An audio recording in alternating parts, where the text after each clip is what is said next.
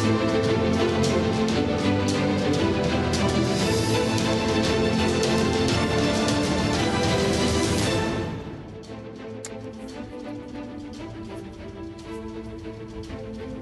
know, everybody is so devastated by the 7.5 earthquake in Turkey and Syria. And we're so honored to have the ambassador from Turkey to the United States to join us on such short notice, Ambassador Murat. Thank you so much for joining us for our live Your Voice, Your Future. I mean, it's already a war-torn area.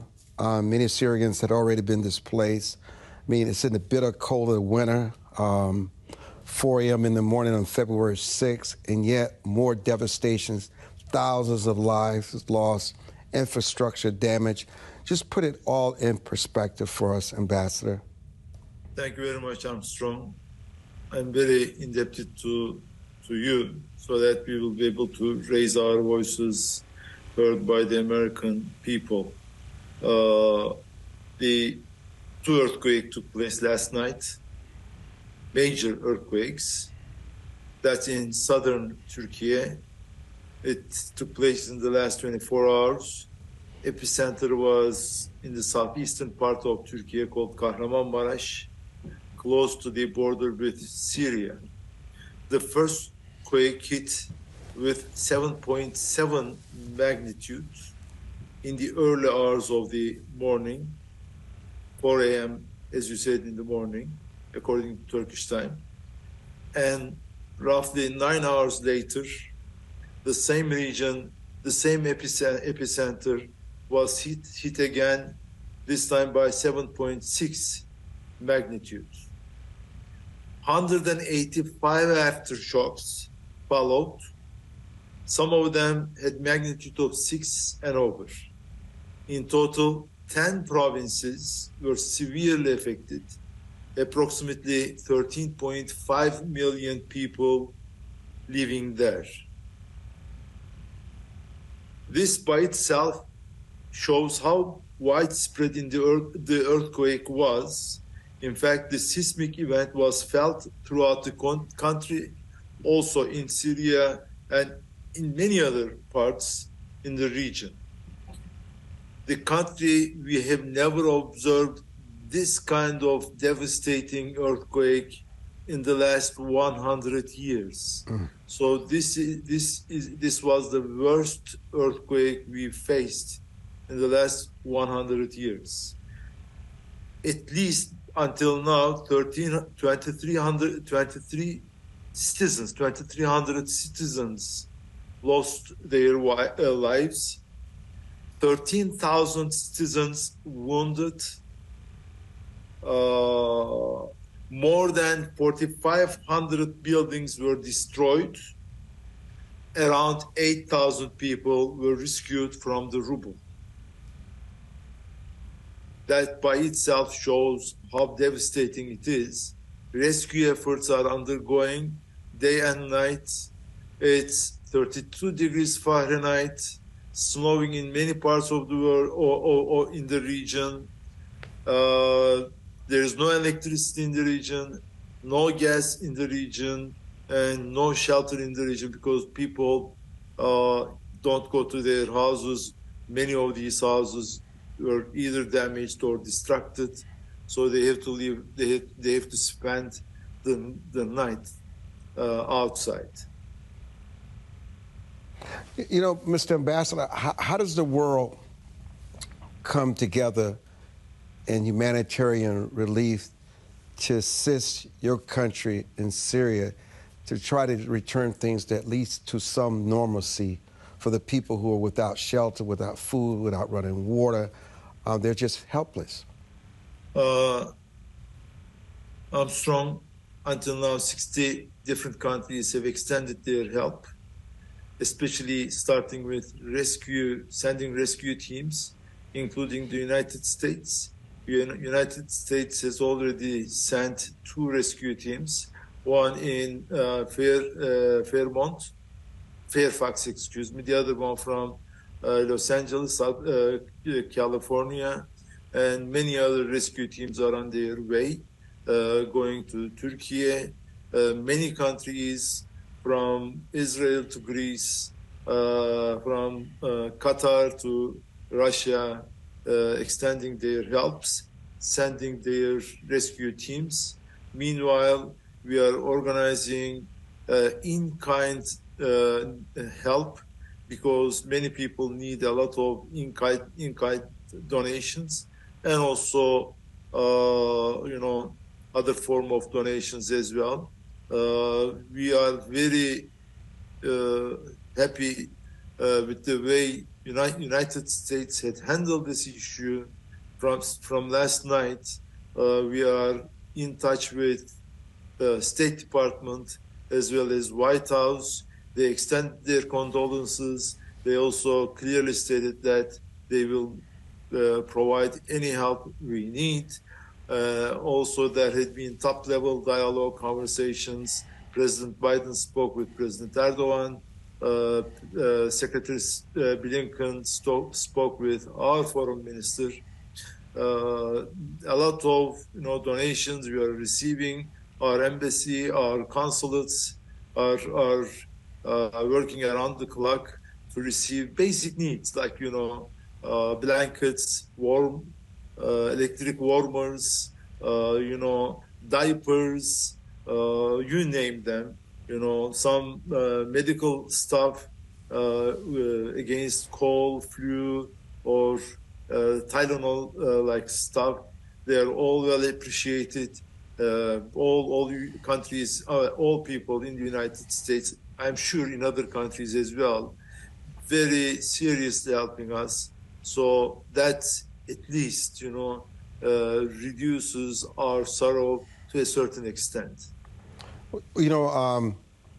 Ambassador Murat, we really appreciate your coming on to share just this unbelievable nightmare that involves women and children and the elderly just find themselves in the elements, in the bitter cold. And you certainly in our prayers, or certainly our country is rallying to do all we can, and we look forward to continue to have you on to update us, but we really appreciate your joining us on such short notice. Thank you, sir. Thank you, sir. I really appreciate all the kind supports and condolences extended to my country, to myself. Thank you very much. Thank you, and thank you so much for joining us. Thank you. We also have the Minister of Foreign Affairs of the Turkic Republic of Northern Cyprus, Minister of Foreign Affairs Tahsin joining us. Welcome to the broadcast. How did this affect Cyprus, Mr. Foreign Minister? I asked the question. Ed Martin from Philadelphia, the Eagles and a conservative writer, and also our CIA operative John Keyes is also joining us. Mr. Operative, I want to switch gears with you. There's so much that's going on as it relates to China and the spy balloon, and then the press conference that was held today. What is your latest update? What is the intel telling you, Mr. Operative? Armstrong, thank you. The intel is, or the commentary coming out of Washington, they're not all on the same page yet. The Pentagon is saying one thing, the State Department and the White House is saying something else, and the story still isn't coordinated as to what the official position is. And the media is asking a lot of very good questions, but they're not getting answers to clarify what are legitimate questions about what has happened and how long this thing was up there and what they collected on. And the decision-making process, it seems flawed to me. And I look at this from an optic of things that have happened in the past, when if the president is telling the truth, and he said, as soon as I learned that the device was over the U.S., I said, shoot it down if it's safe to do so. Well, that order was given days ago, and it would not appear that order was executed with alacrity by the Pentagon. I'm not sure why that is, but when the president gives an order, he expects it to be carried out with alacrity. And I personally had experience with this back during the Bush and Reagan administration, in the 80s when an order was given by the president and it was not carried out to his satisfaction. There was an investigation as to why it was not executed with alacrity, and some flag rank officers were dismissed from the service with permanent letters of reprimand in their jackets. This is not to be trifled with. The commander-in-chief gave an order, and it didn't happen. It's just really... what about the intelligence that this has happened before, but past presidents were unaware? I mean, are the Chinese just this brazen? I don't believe that's true. I can't imagine that there were 3 or 4 different incidents, as the White House press lady said earlier today, where this happened during the Trump administration, yet the DNI director, the CIA director, and the President of the United States has no recollection of anything like that being briefed. I would think that if this were true, the Secretary Pompeo or DCI Pompeo, whichever hat he was wearing, and Mr. Ratcliffe, who was a DNI, and the president would have been advised that someone has flown a surveillance balloon over the United States. Balloons have been used since the Civil War. And when they come across your sovereign borders, they are a hostile act by design. They're collecting and stealing information that they would not have any other means of gathering. Well, then you're saying they're lying. I can't help but come to that conclusion. My judgment is based on what I see and hear directly, not what I'm being told by different sources from the White House. Ed Martin, it is obvious. I was a little taken back watching the 60 Minutes last night and the case being made why Trump should be indicted on the Stormy Daniels bribery. And it looks as though the New York is moving to indict the former president. Is this a witch hunt? Is it politics? Is it doing what they need to do before the presidential election year? And what will be the outcome?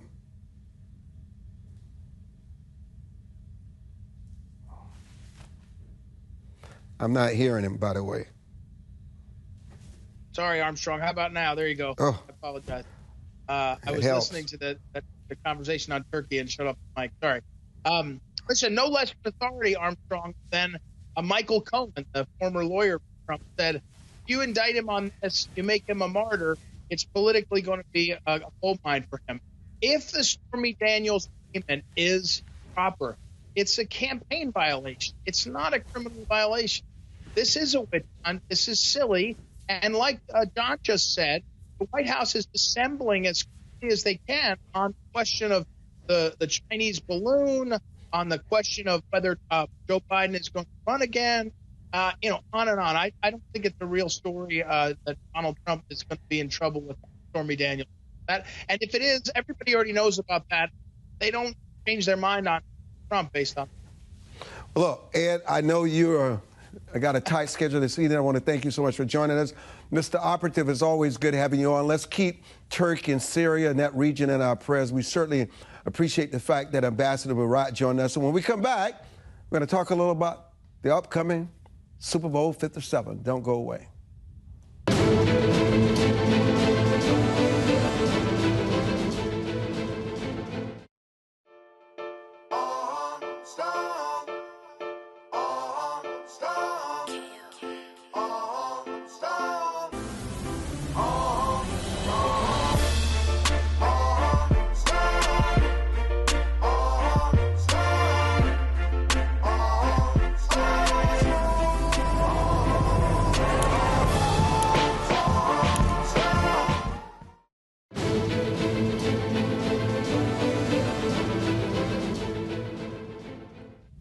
We're joined now by Darryl Ledbetter, and obviously there he is with his fancy hat on, with Atlanta Journal-Constitution and of course, Rock Newman. And I know he's in the airport, so you're going to hear that noise because he has a flight to catch.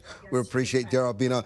Darryl, what does this mean, the lead up to Super Bowl 57, and why is this different than any other week in the 365-day calendar? Yeah, just the magnitude of the game. This year we'll have the first time we'll have African-American quarterbacks starting the game. We, of course, know about Doug Williams' victory back with the former Washington football team. And just the fact that this is the culmination of the whole year of people getting together back in July and August and trying to be the king of the hill in the National Football League, which is the #1 sports in the land these days. Is the NFL back to normalcy after it lost much of its fan base because it became political? People don't really want politics in football on Sunday. They want to sort of get away from the politics, and that sort of becomes their sacred space. It seems as though the fans are back again. You don't have much of the protests and the kneeling. Is that behind the NFL? Yes, Mr. Armstrong, I think they are. They were able to move on and also undertake some of the new initiatives. They still have the end racism tags on the end of the field, a lot of labeling. I know the Falcons had a social committee that was doing some work in the communities. I don't think they still have that.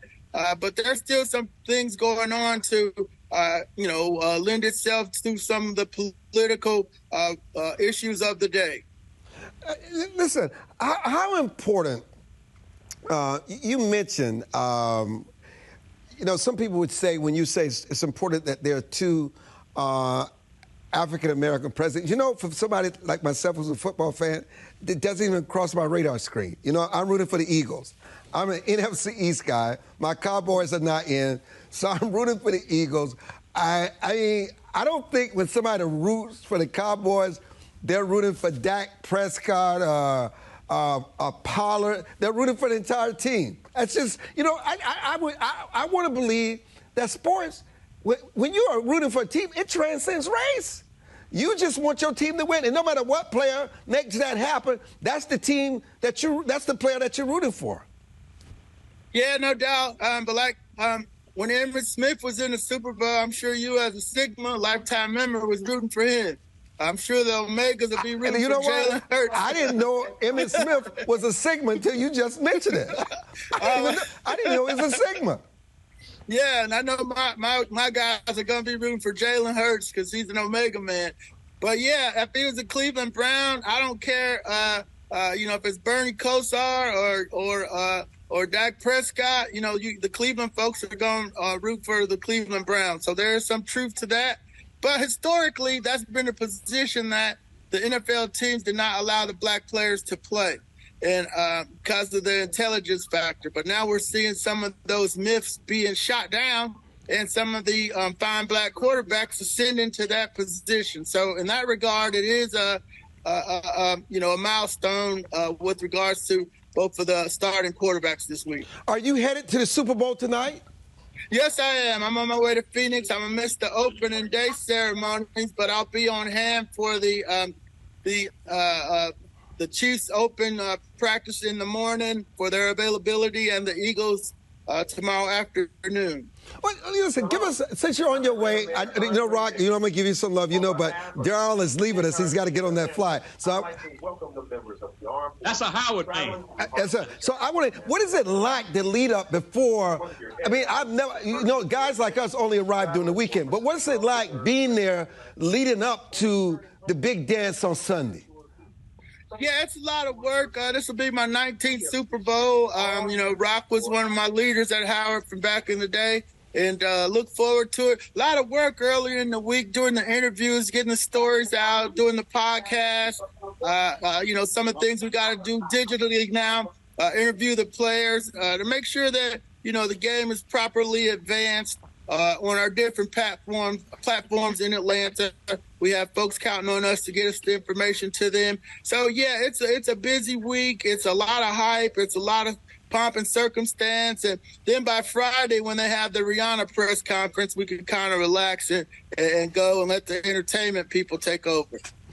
What about the fact that an icon, which some consider to be the greatest player of all, I don't know if I agree with that. I'm talking about Tom Brady. What is it going to be like now that he's finally stepped away from the game? He's not coming back. This is it for him. It's unfortunate, though. He should have quit after he won the Super Bowl with the Tampa Bay Buccaneers. But these guys, just don't want to quit. I mean, you want to leave at the apex.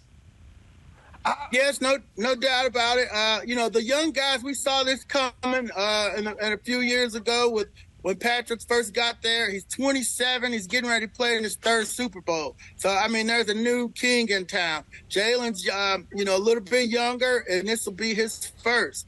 We saw Tom Brady get old. Aaron Rodgers is, dealing with mortality. In Atlanta, Matt Ryan maxed out in Super Bowl 51. So there's been a change in the guard and a different face to lead the NFL as we move forward. And Kansas City is, making their third appearance in the last 4 games. So you adjust. It's a big stage, and we'll see how they can handle it. But, Darryl, let's be candid. Both quarterbacks are not 100%. How will that impact the game? We saw what happened to the San Francisco 49ers quarterback a week ago. They went to their 4th-string quarterback. How healthy and how vulnerable are both teams knowing that their leaders, their quarterbacks, are not 100%? Yeah, no doubt. Then you look to the defensive units, and you got to go with the Eagles. They had 70 sacks this year.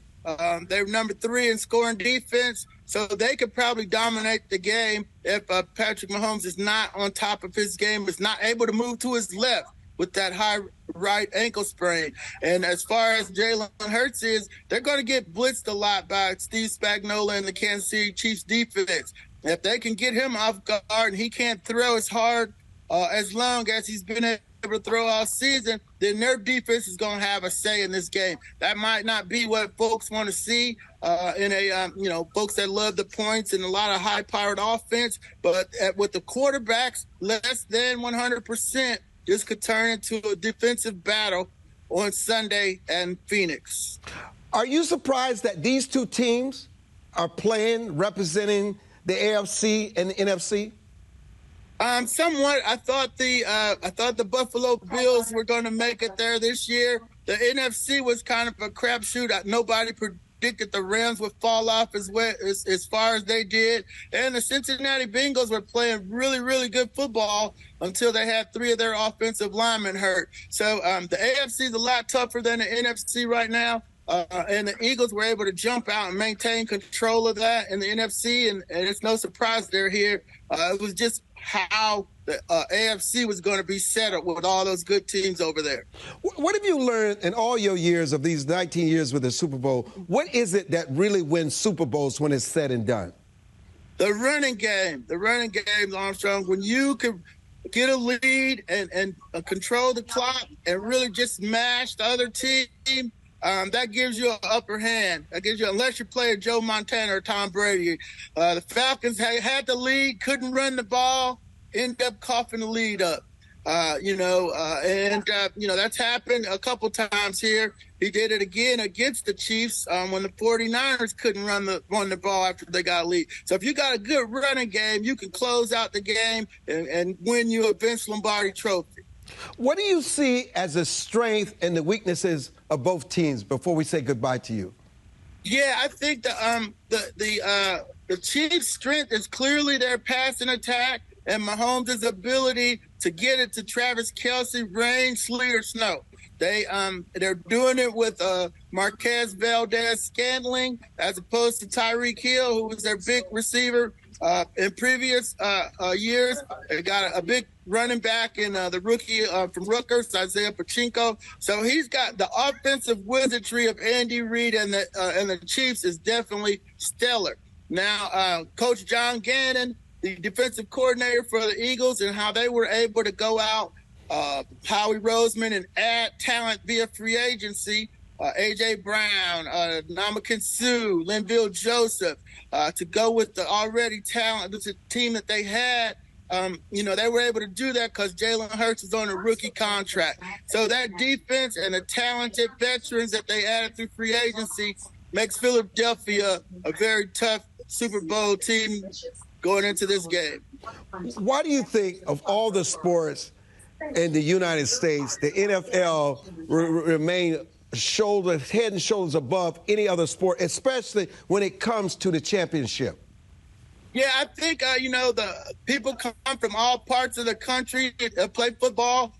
You got, the SEC, out west, Pac-12, Big Ten, East Coast teams have even jumped in there now, Rutgers and even Maryland going to the Big Ten. So the national appeal of the sport is always been there. And let's be truthful, a big part of it is the gambling that, comes out of Vegas. And even the teams have embraced it now through DraftKings and some of the other venues. But it's an easy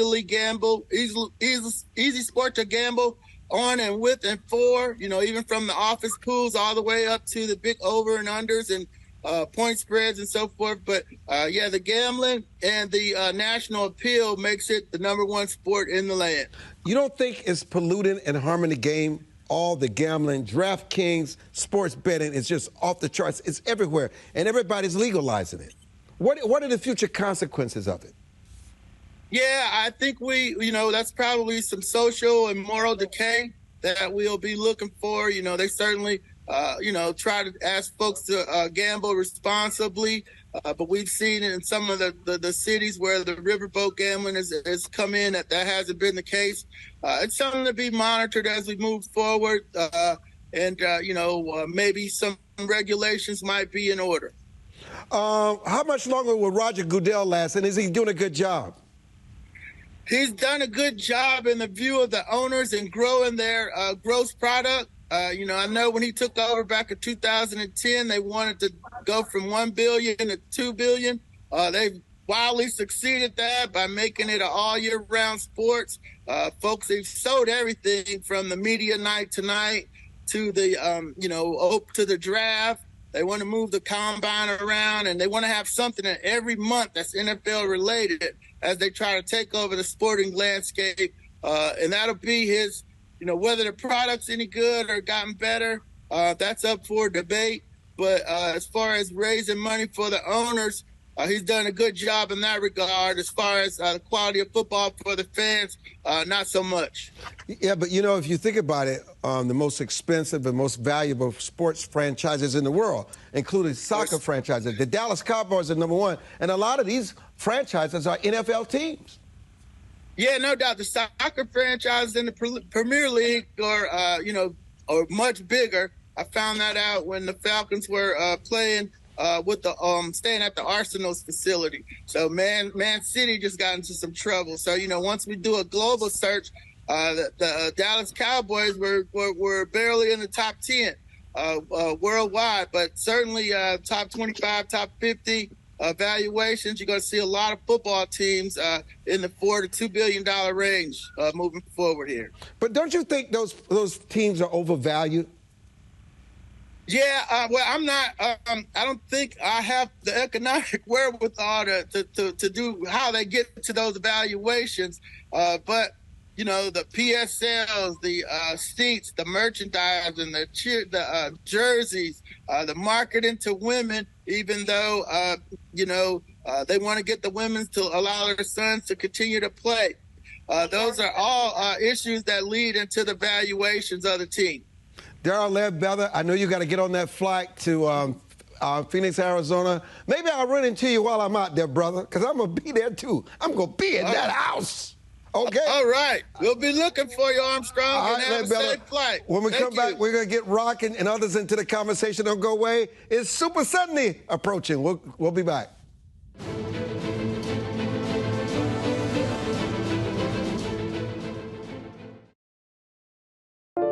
It is easier to build up strong children than to try and repair broken men. The streets are plagued with crime, violence. There's a lot of poverty, and it's all a result of lack of education that's happening in our schools. So it really is a crisis. We come from very different political perspectives, but we've come to the same conclusion, and that is there is a crisis in the classroom. Children are being deprived of quality of life because they're being deprived of a good education. We must solve this problem. It's incumbent upon all of us to join hands together to get this done. We can't afford to wait one more day before we address these issues, because every day we lose another child. Let's stop the politicking. Let's stop the games. Let's really do something to give these kids a real chance at life and being a part of that American dream. We need accountability for funding. Many of the districts where you're seeing very low test scores, students graduating with very low literacy and math comprehension rates, they are receiving a lot of funding. So where is the money going where our kids aren't being adequately educated? If you believe every child is deserving of a quality education, please go to educationjusticefoundation.com.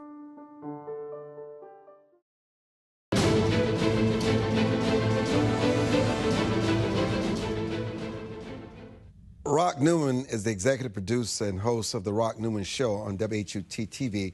Rock is responsible for our guest tonight. I appreciate my brother. I always give credit where credit is due, because there's no way Pep Hamilton, who is the offensive coordinator for the Houston Texans and served as the quarterback coach for the Los Angeles Chargers, would be on the set of our show tonight if it were not for my brother Rock vouching for our credibility. So, Brother Pep, we sure appreciate your joining us tonight as we talk about the lead up to the big dance. I appreciate you having me. Yeah. And more importantly, I appreciate Rock for what he represents. He represents excellence, and there's something to having longevity in anything you do, and I think Rock represents that. He represents Howard well. Yeah, listen, I want to talk about, we got into a very robust discussion with Ledbetter. Let's talk about some of the challenges that the NFL will be facing. Player safety.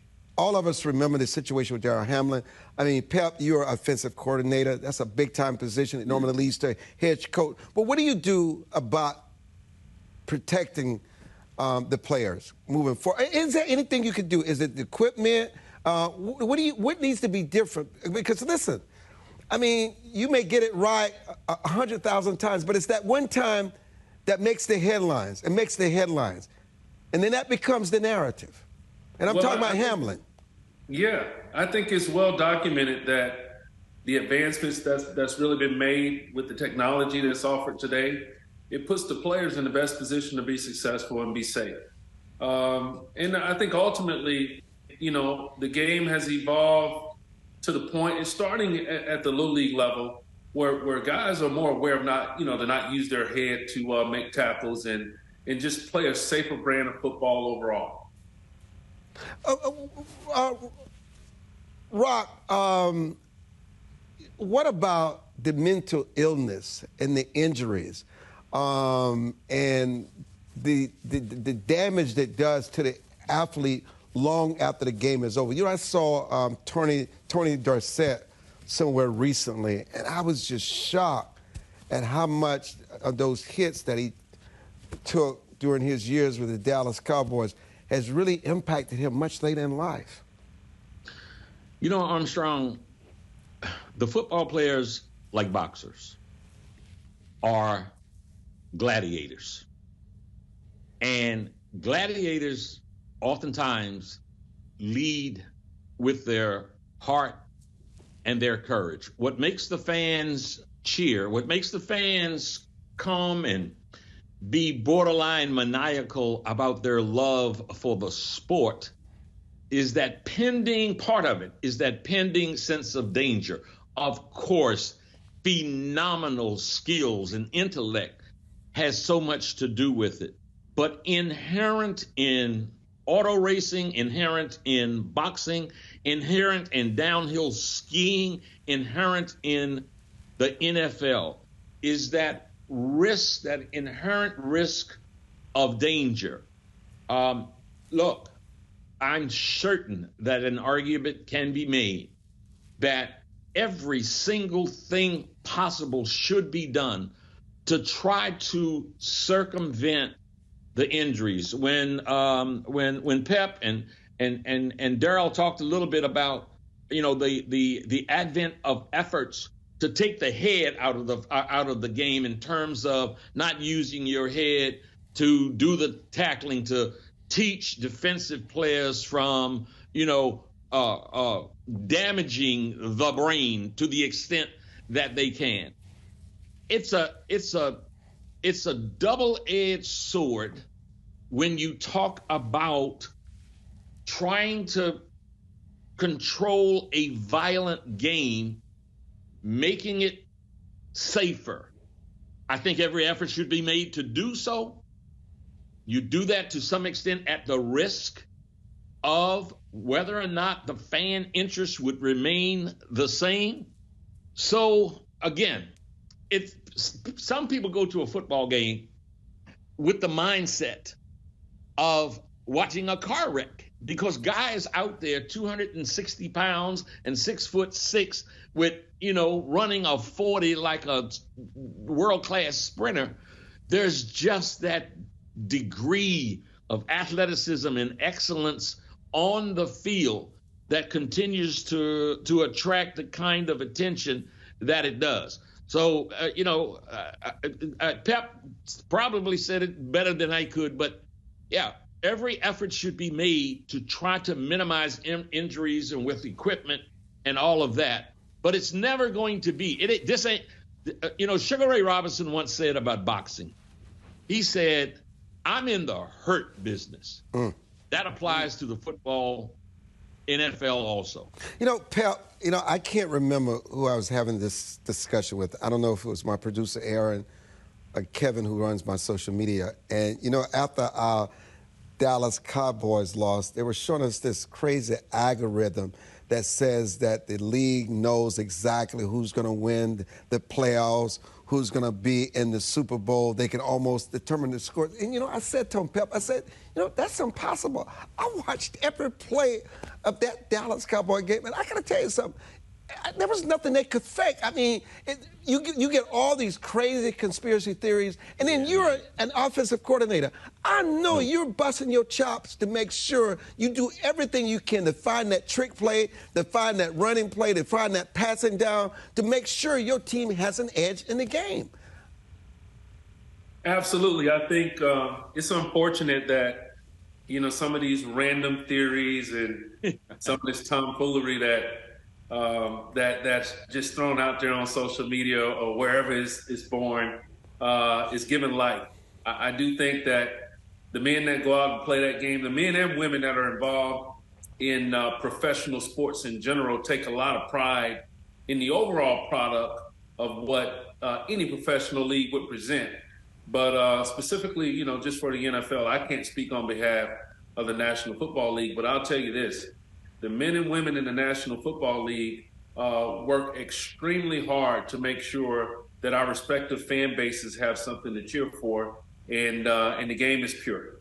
What does it take that separates offensive coordinators from others? I remember when the Los Angeles Rams, they were so hot. They didn't even make the playoffs this year. It seems as though Bill Belichick has been very consistent with his team. The Green Bay Packers usually make it in the playoffs. There are some teams that are very consistent and get into the playoffs, even though they flop, but they get into the playoffs. What separates those teams from others?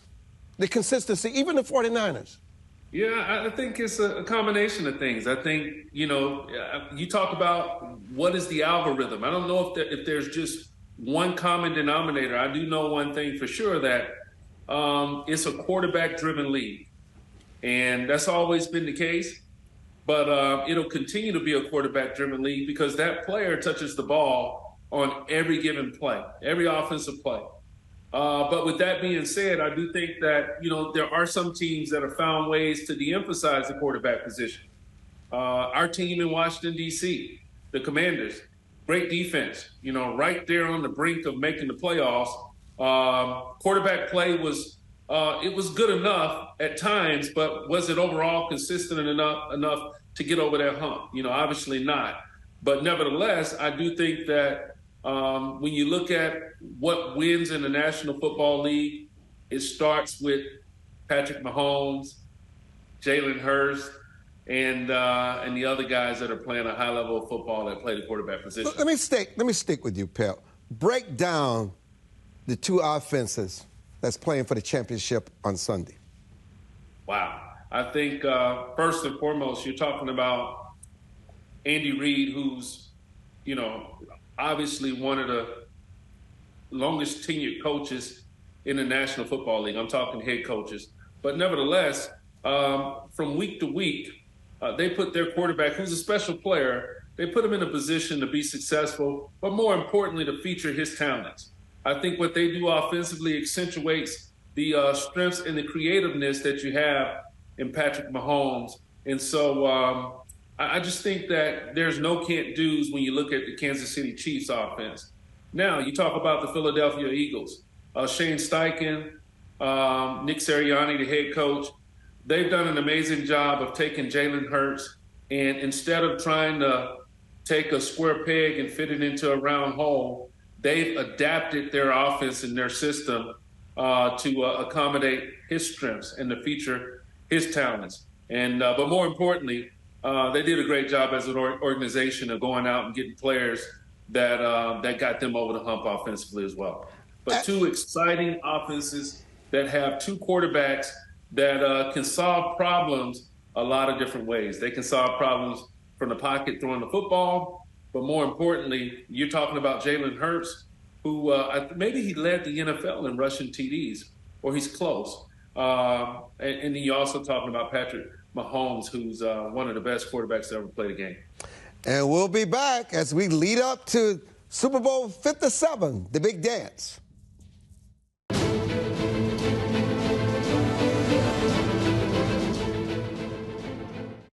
As a home buyer, you need a lender who cares about your home ownership dreams. United Security Financial has been helping families secure their dream homes for 30 years. We're a national fair practice lender that provides affordable mortgages and low down payment programs to eligible home buyers.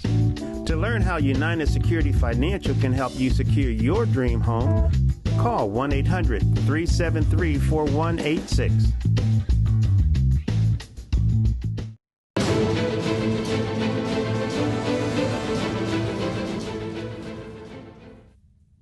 The NFL has undergone a remarkable transformation this year, shedding its divisive political reputation and reclaiming its status as one of America's great sports. No longer burdened by partisan politics that alienated a large portion of its fan base, the NFL has refocused its purpose on what truly matters: the thrilling athletic competition and the celebration of the human spirit that takes place on that gladiatorial field. Players like Damar Hamlin embodies this renewed spirit of the NFL, reminding us that football is not about bringing people from one political aisle into the other, but bringing all people together to witness players battle it out in a triumphant display of human will and camaraderie. In a world often divided by political ideology, football has the power to bring people together, regardless of their beliefs, to celebrate our shared love for the dominant sport. And so as we approach the biggest game of the year, the Super Bowl between the Kansas City Chiefs and the Philadelphia Eagles, let us embrace the power of football. Recognize that this one game has brought together friends, family, and even strangers who, if even only for 3 hours, become the closest of friends. The game is not just a showcase of incredible athletic talent, but a symbol of hope, resilience, and the unifying power of the human spirit. So as we gather to watch this magnificent spectacle, let us remember what football truly represents and use it to bring us all together regardless of our differences. Rock, is this what the real purpose of sports is about, to bring us all together regardless of our differences? Armstrong, that was wonderful what you just said. And it really, I wanted to say something on this program leading into the Super Bowl, is that the NFL is a neon, bright-lighted microcosm of society, with its issues, with its problems, challenges. Pep Hamilton should be, by any objective and fair standard, should have been selected as a head football coach. It's a problem in the industry that he is not. Let me move forward and address what you just said, which was one of the great examples that I've ever seen about bringing people together. In 1982, the Washington football team was playing against the Cowboys to see who was going to go to the Super Bowl. They had a play I was sitting in the rafters. I didn't have much money. I don't even know how I got in the game. I might have stolen in the game. I was sitting in the rafters. The Dallas quarterback went back for a pass. Dexter Manley jumped up and tipped the ball, and Darryl Grant, big 280-pound Darryl Grant, intercepted it at around the 15-yard line and pranced into the end zone. The stadium was rocking. I was sitting next to a lady, a silver-haired, kind of bejeweled white lady. There were two guys in the back. Way back then, they had dreadlocks. So it was two brothers. They had been drinking out of a bottle of liquor. This lady turned around and said, "Brother, let me get a drink of your liquor." and she took that bottle and guzzled what they had been drinking out of. Oh, man. It occurred to me at that moment, and today, 40 years later, that's the ability of sports. That's the ability that the NFL has to bring us together. Yes, I love that aspect, and I want to keep pushing them to be socially responsible, racially sensitive, and to make this sport even better so that it can bring us together even more. So, well, I'll say this, Armstrong. Let me chime in. I just think that, sports in general, it has a galvanizing effect, right, on society. And I think more importantly, I'm an example of just a young person that had an opportunity at an early age in life to participate in sport. And I would say, when I was maybe 12, 13 years old, I recognized that sports could offer me a lot more than just the excitement of winning a game. The game of football has been my entire life. And, I grew up in Charlotte, North Carolina. And in 1992, when I stepped on Howard's campus after Coach Steve Wilson recruited me to Howard to play quarterback, I continued to not only play football, but I was inundated by my coach with more football and strategy and just an advanced way of approaching the game. But nevertheless, I tell my kids all the time, I've never had a job. My entire life has consisted of me being a part of a kid's game. And so I would say I don't take it for granted at all that we're fortunate to be able to do something that we've done our entire lives, that we have a tremendous amount of love and passion in doing by being a participant and being a part of the National Football League. Tell me the quarterback you don't want to face. Pep. That's easy. Oh. Patrick Mahomes. Really? He's that guy. Why? Well, I think you look at it. He's been in the National Football League, I think 6 years now, and he's been in the Super Bowl 3 of the 6 years. I would argue that that's a first. I don't know that to be a fact, but if someone can fact check that, I would say that hadn't happened in 104 years of the National Football League. What defense would you not want to face? Wow, that's a good one. I think the defense, one of the better defenses in the NFL is right in Washington, D.C. Really? Yeah, the Washington Redskins defense. Sorry, the Washington. It's okay. You can say the Redskins here. You can say you're okay. You don't have to be politically correct. It's been around for a long time, by the way. Right. The Commanders' defense, that defensive front, they're a problem. They're very good at every position on the front line. Rock, now you know I got to do this before we say goodbye. We all got to do this. I'm going to participate too. Predictions! Okay, Rock. I want you to predict who's going to win and by what score for Sunday's big dance. Man, growing up in Washington, D.C. and having relatives, a lot of relatives who lived in Philadelphia,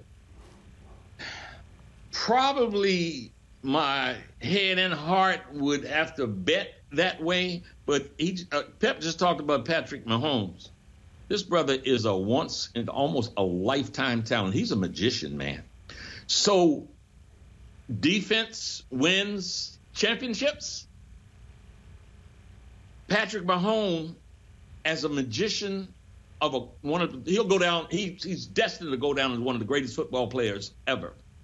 To bet against him, you're putting things at risk. Don't bet the house. So if I had to bet, I'm going to tell you what, I'd slide over and bet that the Kansas City Chiefs emerge as champions of the Super Bowl this year.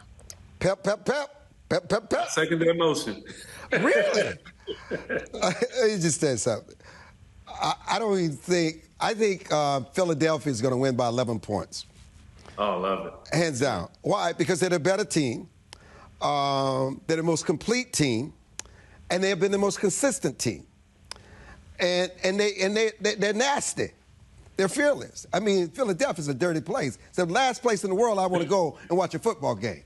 Okay? And they're going to have the fans there, too. They're going to have some swagger. So I think, and I'm a Cowboy fan, but I got to root for the NFC East. But I think the real winners in this game will be the American people, because I got to tell you, I don't think you could have two better teams. Do you, Pep, think these are the best teams in the Super Bowl?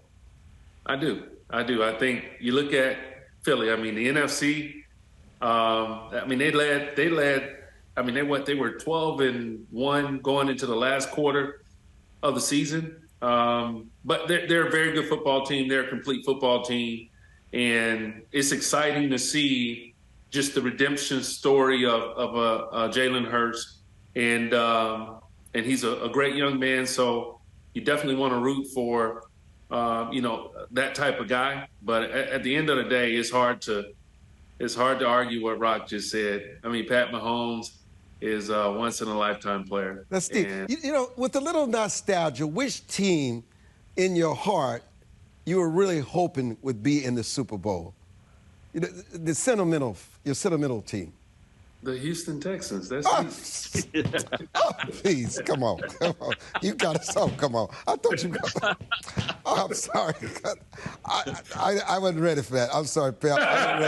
If you were to ask me, I would say the Washington football team led by Doug Williams way back when they went to San Diego and he threw those 5 touchdown passes in one quarter. That's the team that would be my sentimental favorite. Not because of Hamlin. I was really, and I don't know why, I was really in my own way rooting for Buffalo. And, there's something about it. They've tried, and the way they got really beat by Cincinnati, okay? They got really beat. But anyhow, one thing we know, this would be the most watched sporting event. I think it would top the World Cup soccer. This Super Bowl, people will tune in, whether they're there, whether they're having parties, whether they're having block parties or whatever. They will be there. Watch this big dance on Sunday, April 12th, 6:30 p.m. Eastern Standard Time on Fox Sports. Out of here, guys. Thank you, Pep. Thank you, Rock, and everybody else who joined us. Pray for the people in Turkey and Syria.